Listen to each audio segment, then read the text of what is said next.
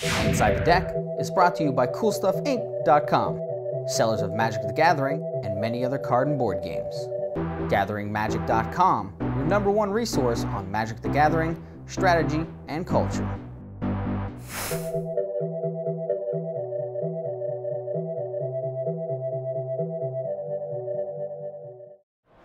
My name is John, and my deck is Bant Hexproof. There's about 16 creatures. 8 of them are hexproof, so you have 4 Invisible Stalkers and 4 Geist of St. Traft. And then you have about 16 enchantments, Ethereal Armor, Rancor, Spectral Flight, stuff like that. So basically you play a guy that's very difficult to interact with and load him up and swing for 10, 20 at a time.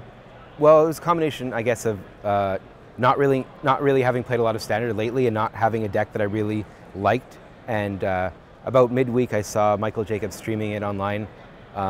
He was making fun of the deck while he was destroying all his opponents. So maybe for a short time, that's going to be a really powerful strategy. The mana base of the deck is basically you have 4 Hallowed Fountains and 4 Temple Gardens. You have 3 Caverns, so you can play the right creatures on time, and then a bunch of the core set dual lands like Sunpetal Grove and Glacial Fortress. There are 15 creatures in the deck. There are 8 hexproof guys, Invisible Stalkers, and Geist of St. Traft. You have 4 Avacyn Pilgrims to accelerate your Geist, and then 3 Silverblade Paladins for double strike and a lot of damage all at once.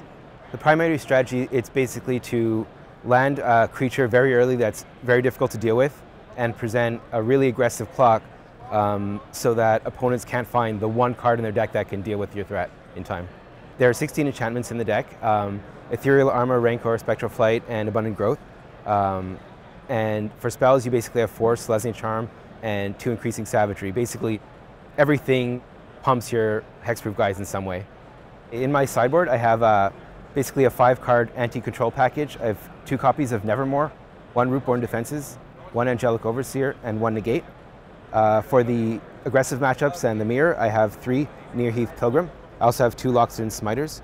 For the mid-range matchups, I have 2 Feeling of Dread and 3 Rest in Peace for the Reanimator decks.